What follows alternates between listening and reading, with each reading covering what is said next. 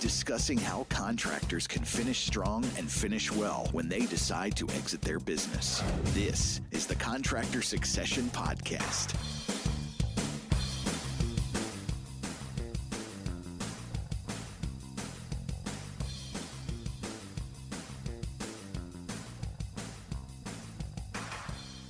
Hello, everyone, and welcome to the Contractor Succession Podcast, where our focus is on helping contractors finish strong and finish well when they decide to exit their business. Along with me today is my partner in Contractor Succession and co-host of the podcast, Mr. Scott Good. Hi, Scott. How are you today? Wonderful, Marty. Good to be here. And our special guest for the second time in a few months is Adam Coffey. Adam, welcome back to the show, man.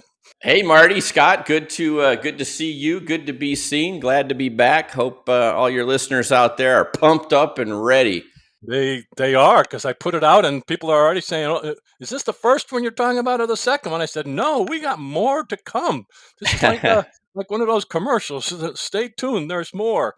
So our guest is Adam Coffey. His website is Adam E. Coffey. That's Coffey, AdamECoffey.com. I'm going to take his introduction right from that website. And here's what it says on that website.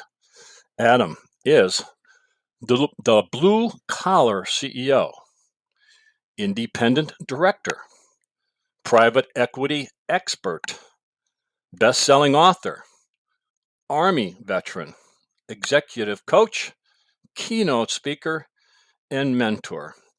So, Adam, you're on the show, and we talked about your first book, which was the bestseller, I guess you're referring to, and that was called The Private Equity Playbook. Here, I have it in my hand here. So, if I'm getting my information correct, Adam, is that I guess the success and feedback you got from that book kind of inspired you to write the new book that we're going to be talking about. The title of the new book is The Exit Strategy Playbook. So am I accurate in that? You had some success from the first one and that kind of inspired you? Yeah, the first one has been just remarkable, unbelievable to me. It has a cult following all over the world. I've been hearing from people all over the globe. Sales of that book continue to increase. It's been out for coming up on 3 years now, pretty soon, 2.5 years. And it's like month over month, year over year, sales this year are beating last year, which we're beating launch year. And it was number one for 2 years straight in the private equity category on Amazon. So I was blessed. And as a result of that book's success, people were reaching out to me. And I noticed, Marty, a really common theme. And it was, they learned about what private equity was, how it works, how to partner with it. But now people were talking about exits. Hey, I'm coming up on exits. Now I understand what private equity is. And they were starting to ask me a bunch of questions. And the theme of those questions kind of directly led to the Exit Strategy Playbook being written. Yeah. Again, the title of the book is The Exit Strategy Playbook. The subtitle is the Definitive Guide to Selling Your Business. So that's our topic today. So I think an important question, because Scott and I hear this all the time in our business, so we discuss this all the time in our businesses. So my question is, how important is it to start early when you're thinking about this selling process? How important is that, Adam? I think it's critical to getting maximum value. So I think every day, when I think of your business, Marty, and specifically what you do, and I think, first of all, entrepreneurs all too often just think of an exit as it's a one-time event. I've built a business, I'm getting older, it's time to leave, I'm going to sell it. And when they get to that point, they wake up and they start the process of finding a buyer and launching. And I think, the purpose of the Exit Strategy Playbook was to get people to think about exiting early.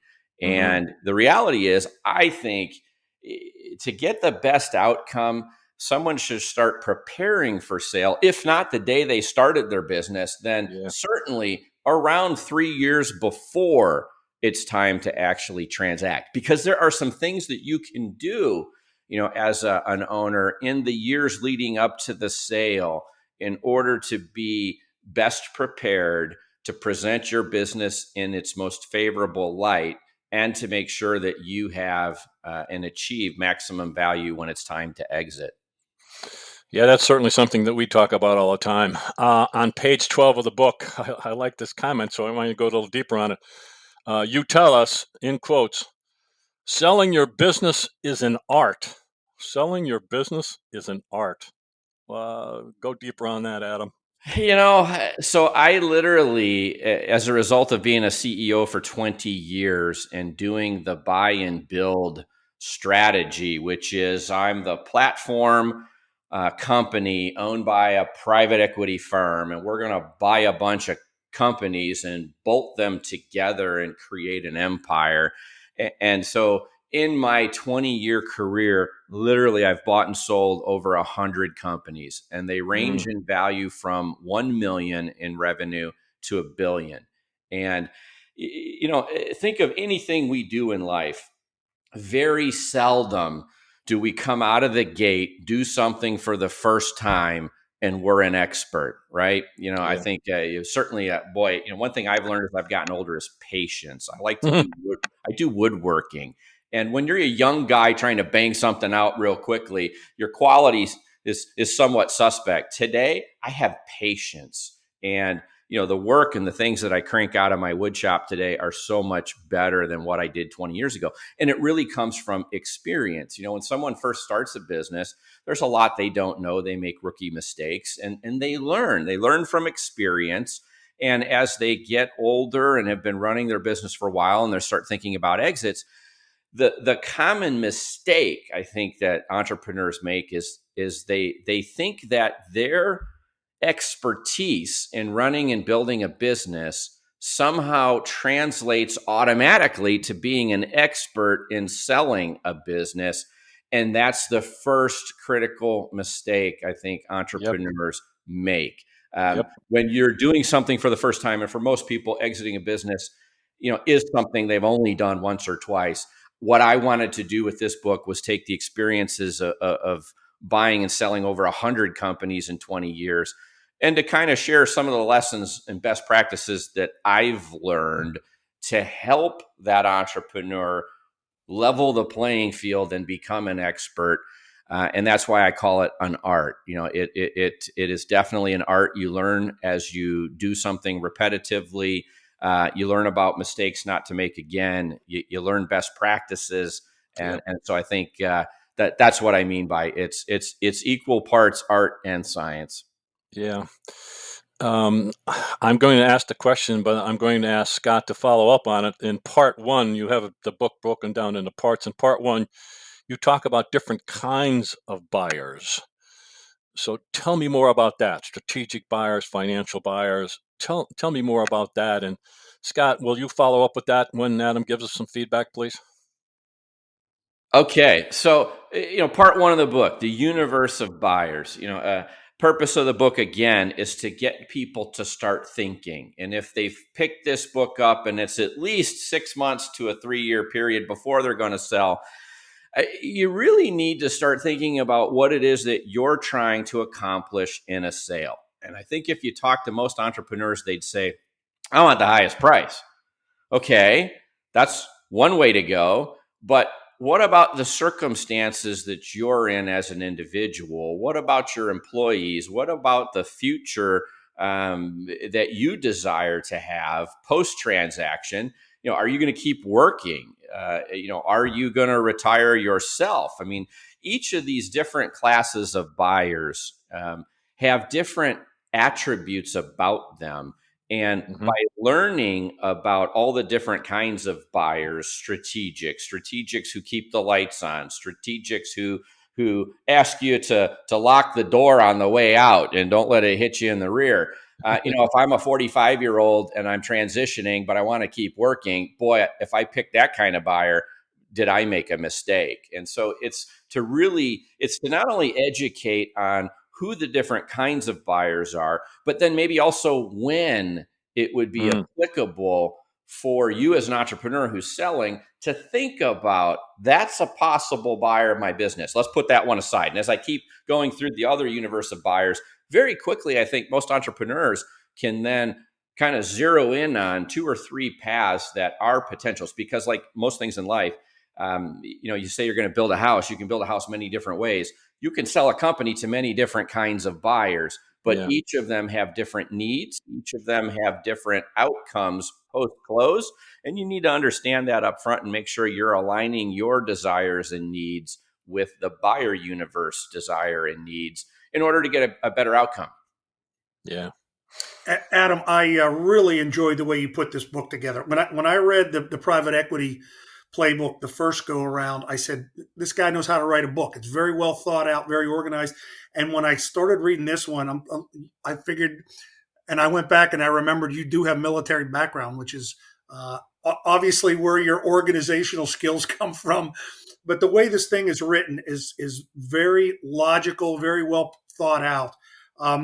As Marty was saying in this first section, part 1, I like a couple of the lines you put in there. The first one had to do with the strategic buyer and whether they're a turn the lights off or they're a join the team type buyer. And I like that thought process, because there are some that really are just looking to try to take your market share, and so they are the ones that are going to say, don't let the door hit you on the way out. And then the other thing I liked when you talked about financial buyers, which was the world that you live in, you talked about they're the ones that bring the checkbook, not the machine. I like that term as well. I thought that was kind of cool and puts that into perspective. The one I think that Marty and I tend to run into oftentimes is the alternative buyers, because sometimes we're playing in a smaller world. Some of the HVAC and contracting companies we work with aren't able to achieve $1.5 million to $2 million in EBITDA, and so they are looking for that, whether it's a transition to a family member or building a team to then take it over, or the ESOP, which I know that's not your favorite, but sometimes we see that just because we're playing in a little smaller marketplace oftentimes in our area. Can you talk a little bit about the alternative buyer piece for a second?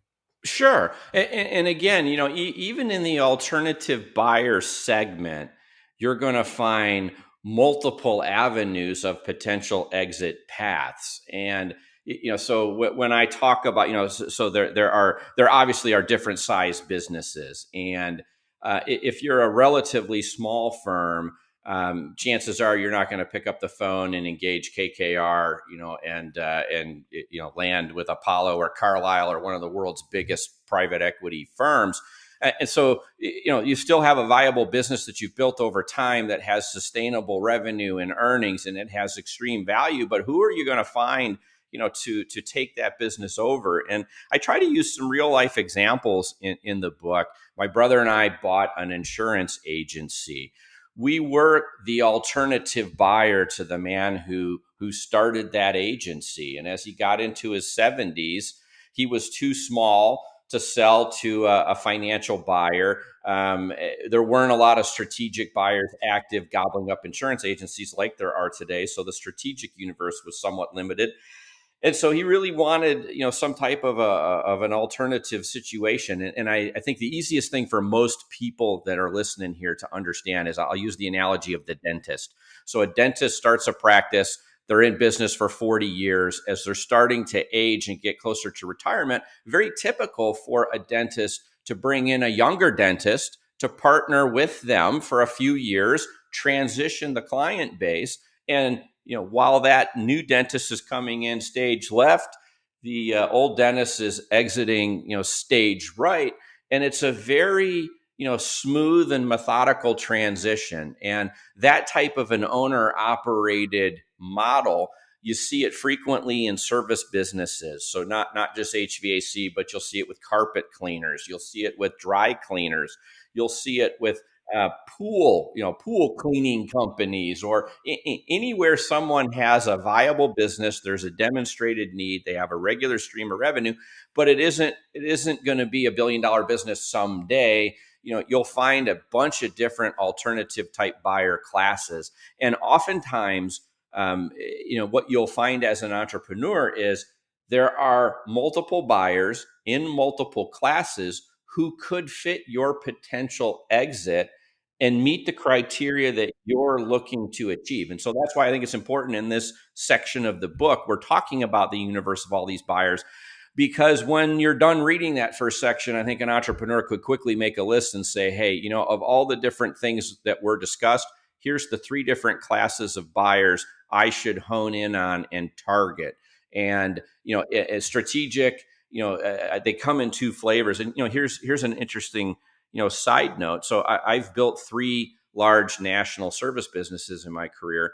One of them was strategic, turn the lights off. And one of them was strategic, join the team.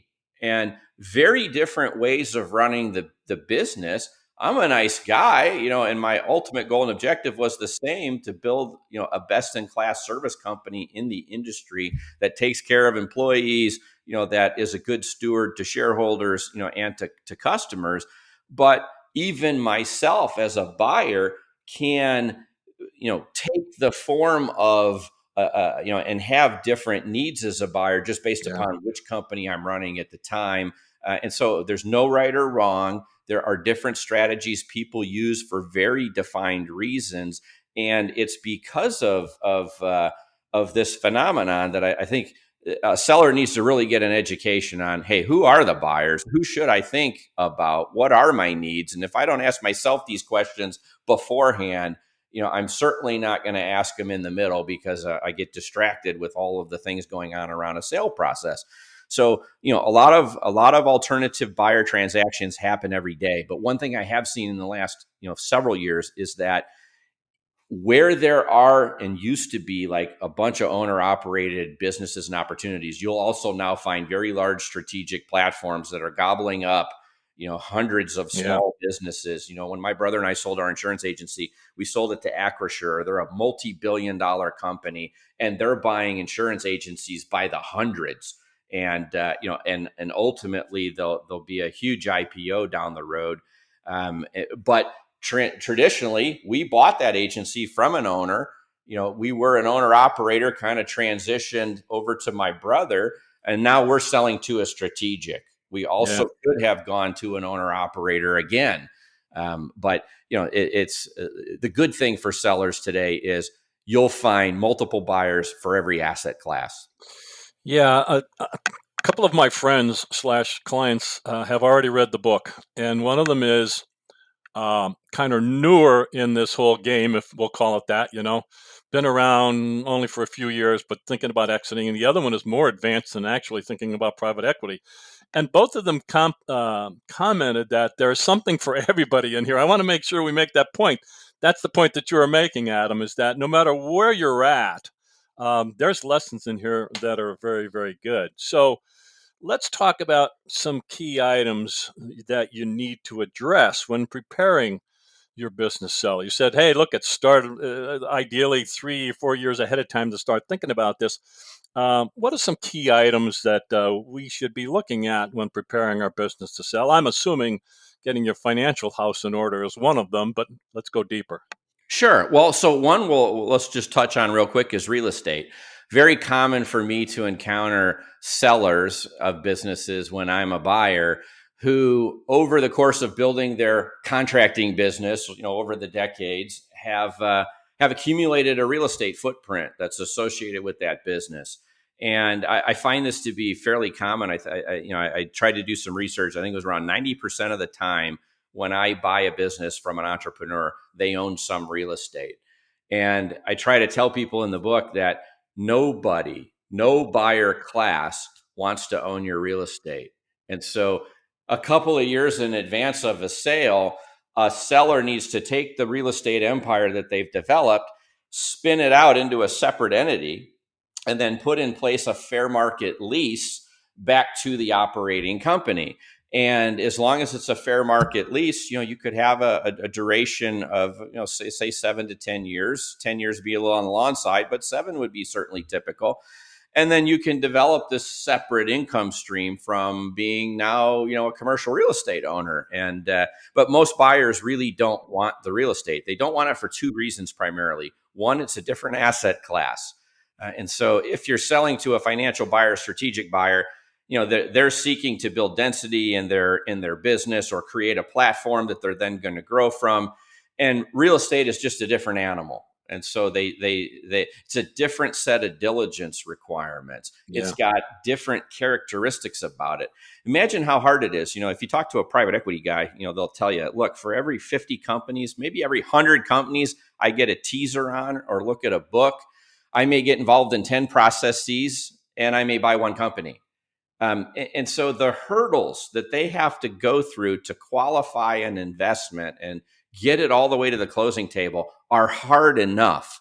When you add a new asset class with new sets of diligence, and I not only now have to like the business and get it through my investment committee, but now I got to like the real estate, and I got to worry about who buried gas tanks, in the backyard 50 years ago, Exactly. of that building, and that you sold 5 years ago, and but I'm going to be holding the bag, so it creates a myriad of issues that are generally a bridge too far. So that would be kind of one example. Certainly, you have to get your financial order, in place. And I mentioned, I always do this in my books too. By the way, there's secret references back to people in my life. So I mentioned Uncle Jimmy being on payroll. Well, Uncle Jimmy was an electrical engineer who used to build Heath kits with me in the 1960s and 70s, and he passed away, but, was a real big mentor to me in terms of my engineering career and being a ham radio operator and getting into technology. And so I make a reference to him. But, oftentimes what I find when I get to an entrepreneur-owned business is there's a lot of fluffy expenses in there. When you're an entrepreneur, your goal and objective is not pay taxes. I mean, let's face it, that's your goal and objective. Small cash profit, don't pay taxes. The lake house just became a business expense because I get a customer to go up there and go fishing with me in my boat, which is a business expense. And I bought a King Air 350, and I've got my own airplane and Air Force now. So every trip I go on, I'm going to go to the phone book, look for a contracting business like mine. And now that fuel just became, a business expense because I'm prospecting, and so, your finances as an entrepreneur tend to get really cloudy, and you need to kind of unwind all of this stuff in advance. Buyers want to see, any kind of buyer wants to see 3 years of financial statements. And depending on your size, they're going to want to see them reviewed or audited, and they're going to want to understand what your normalized financial picture looks like. Some folks would use cash accounting, and they'd probably be better off based on size and the work they do using an accrual method. And so, part of what we do in the book is we build a team of advisors and people to help us get that business prepared to sell. And ultimately, the more you know about your business and preparing it for sale, the more you should know exactly what kind of bid should be coming in when it's time to sell. And you'll know when you're achieving maximum value versus, which has literally happened to me while I've been at my current company, where I bought a company and somebody handed me shoe boxes with, Oh boy. multiple years of receipts and QuickBooks files, and, don't have a clue what their earnings are, in any kind of a normalized fashion. And, that leaves too much to chance. And so people, Really? Sellers need to be informed sellers. And so we build a team of advisors in this book, and the people that we need to help us prepare a business for sale. You got to think about growth stories and succession planning. And, there's a myriad of things that need to be thought about, need to be orchestrated, well articulated, so that when you get in front of buyers, you're getting maximum value. Yeah, Adam, what we hear a lot of is, again, we're on the smaller side. Our biggest client is around 12, 15 million. But the thing we hear all the time is, well, I really like my CPA. I really like my lawyer, my attorney. And gee, I would hate to do anything to shut them out. You address this in the book by saying you Yeah, need different kind of talent, right? boy, Marty, unfortunately, I have too many real life stories that I could share. I won't, to protect the innocent, but I have seen using familiar relationships cost entrepreneurs not just millions, not just tens of millions, but potentially, as much as 100 million or more because of bad representation. And so, again, we as an entrepreneur, we put our life, blood, sweat, and tears into building a business. During the build of that business, there's folks we meet at Rotary or the VFW hall, or just trusted golf buddy from high school, whatever the case may be. And we tend to think that having had, a 20-year relationship with someone means that they deserve to get the sale of my business and help me with that transaction. And I can tell you that while it's laudable that you would want to include these types of people because of that loyalty that you've built up, I'd rather get the most competent representation I can, get the best outcome, and then go give them $1,000 bottle of wine, or take them on a really nice trip as a thank you for their efforts over 20 years. Literally, I see it all the time. It's sad. It's just sad. And oftentimes the entrepreneur doesn't even know, even after the fact, that their lack of experienced professional advisors has cost them dearly. Adam, that's So what see it all the time. This is what we try to do with them. This is what we do for our clients. That's our role, as one of those trusted advisors, to say, okay, you need to look at this. It's obviously we continue to refer your book, and but yeah. So Scott, before we came on, you asked me, or you said, hey, I like this topic. In his book, he talks about aligning your operations.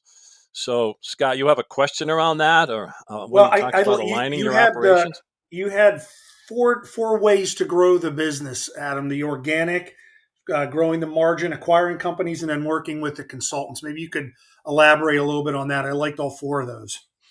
I call those are the four kind of key levers, and I think entrepreneurs oftentimes usually are focused primarily on organic growth. So organic growth has different levers. I can raise price and sell the same amount of product or service that I have been, but at a higher price. That leads to growth. I can sell more people the product or service that I'm providing. That's organic growth. Another form of organic growth is improving the margin. So how much it costs me to produce my product or service. And I think a lot of entrepreneurs kind of focus almost solely right there, and that's their wheelhouse. And I think oftentimes, again, as they learn about the universe of buyers, as they build an advisory team, when they start to think about what are the needs of this buyer who lines up really well with my needs, what are they looking for? What can I start to prepare and think about and do in order to really attract them and get them to want to stretch and pay maximum value? And so when I think about, if I'm selling to a strategic, whether they're turning the lights on or turning the lights off, the fact that they're a strategic and they're gobbling up a lot of companies like me, who else can I bring to the table with me or be an advisor to them or help them identify? If they're a private equity firm and they're buying me as a platform, and quickly, again, for most financial buyers, they're looking to get growth up to about a 30% level. And if you've been an entrepreneur who for 20 years has been growing at 8 to 10%, you are really happy with the growth that you've had.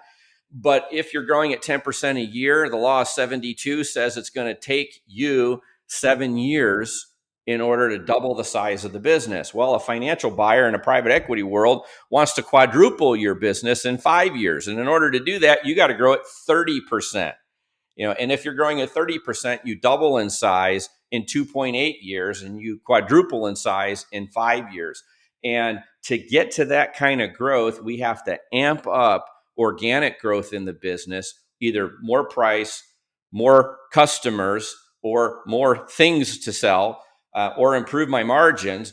But I also know that this buyer class is going to want to start doing acquisitions. So let's start developing relationships 3 years in advance before it's time to exit. instead of just knowing who my competitors are, let's go have lunch with our competitors. Let's talk to these folks and have a different kind of conversation. And now I'm building a funnel. And that funnel not only has value, but if I'm coming up and getting close to a time to sell, and I might have an indication of interest or a letter of intent that I've been working on with someone, I might actually get paid for that relationship that I've cultivated on the first exit. So there are things like that. Succession planning. A lot of times entrepreneurs, very strong-willed people, it's my way or the highway, not a lot of room for a number two, oftentimes don't allow creativity, to exist within the organization. Nope, this is how we do it. It's how we always did it. Don't care if there's a better way. It's my way or the highway. And, when you're thinking about selling, especially if you're really wanting to ride off into the sunset, that buyer is not buying a bunch of contracts or a bunch of trucks. They're buying relationships an entrepreneur has built. They are buying the goodwill that's been developed in that business over decades, especially in service businesses. Yeah. There's a lot of that. I'm not buying trucks and contracts that can be canceled in 30 days. I'm buying the relationships this founder has had. Well, if you ride off into the sunset, that's a lot of risk. There's a lot of risk your employees are going to leave, a lot of risk your customers could leave.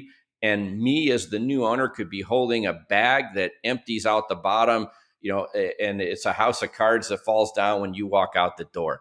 And so you need to be mindful as that entrepreneur and develop a strong leadership team, a team or a person who can take the business if your intent is to walk out the door and continue to grow it. And then you need to talk to that seller about, or the buyer rather, you need to talk to them about, hey, look, I'm willing to be a rollover investor, get a second bite of the apple. I'm willing to continue on as a consultant, generating additional revenue. And oh, by the way, I'm going to be your landlord because I own 5 of the buildings you're occupying.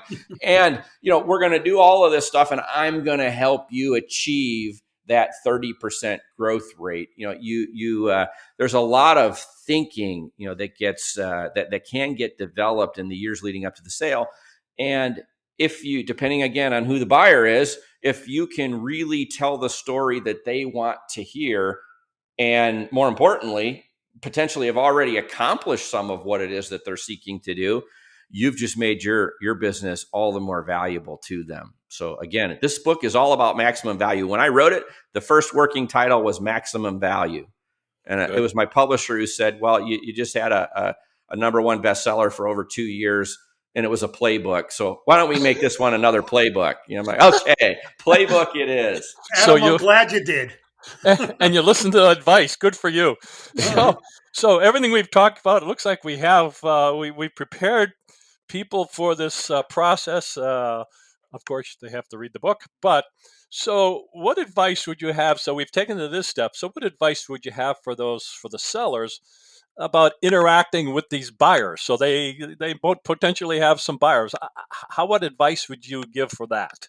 I have to tell you, I like this book better. I think it's better written. Again, here's that experience thing, right? So the first book, you're trying to crank it out. The second book came a lot more natural, a lot more of my own personal life stories, in that second book.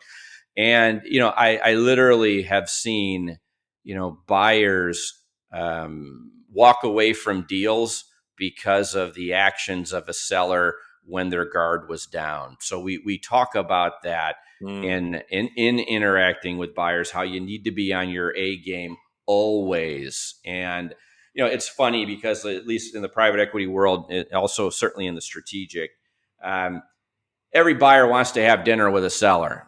Well, I've learned the reason why. So first of all, if you've done your work and hired an advisor or an investment banker to represent you in the sale, at that dinner, there's probably a handful of people from the seller and a handful of people from the buyer. And there's all kinds of side conversations going on. And, the buyer is really looking to milk information from the seller, find out how many other parties potentially are in this. So have you been doing a lot of management meetings? Well, no, you're the first one, or we've done a couple. You've just given away vital, critical information where that buyer says, okay, it's probably not a very competitive process. I don't have to put my best bid forward. because it appears, I'm in a good catbird seat to take this thing off a table. The right answer there is, oh my God, I'm exhausted. We've been doing 2-a-days for the last 2 weeks, and then the buyer's thinking, oh my God, there's 14, 15 buyers out there, that I'm competing against. So, if you don't know what to say, then don't say anything. Yeah. But I've also seen, someone who's, hey, this is tiring. It's grueling. Mentally, selling a company is exhausting.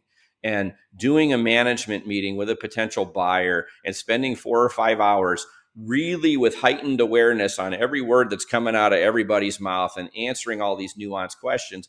By the time you roll out of the meeting and it's time for dinner, boy, give me an old fashioned. I need that drink. I've earned that drink. Nothing wrong with that. But, I literally have seen a seller drink way too much, literally get drunk with a buyer who loved the business, wanted to own the business. And then the man got in a car and drove himself home. And the buyers tried to get him an Uber. Nah, I'm fine. I'll be okay. Drove home. And, the universe of buyers said, hey, you know what? There's just too much risk. I love the business. They gave a great presentation, but I can't deal with the risks involved with this kind of behavior. And so, literally, I've seen deals fall apart because sellers, at dinner had their guard down. They've talked too much. I've seen price get moderated on bids and follow-up bids because a buyer was able to pick apart a seller, dinner and learn specific information about who was or wasn't, involved in a process, or what numbers might have looked like on an indication of interest. And oftentimes, boy, they just ask questions and they're so nuanced, you have no idea that you just gave away the farm, but you did. So, bankers try to limit that kind of activity, but dinners certainly are a place where that kind of activity, can happen, and it readily does. So, buyer, beware. Seller, be on your A game always. Yeah, it's about the story. With your advisors, getting the story ready. I think you used that word several times, and sticking to that story, and knowing what you're going to say.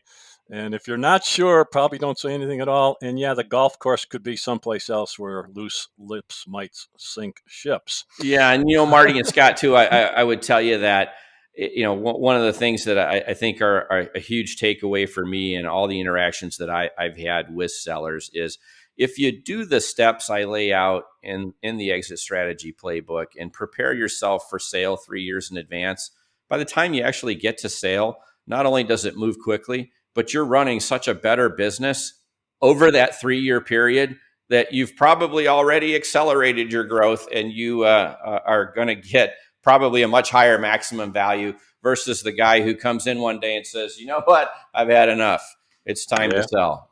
We see it all the time. So, well, you kind of just did the wrap up. My guest has been Adam Coffey. His website is Adam E. Coffey, Coffey, AdamECoffey.com. You can learn more about that. The book we've been talking about is the Exit Strategy Playbook, the Exit Strategy Playbook.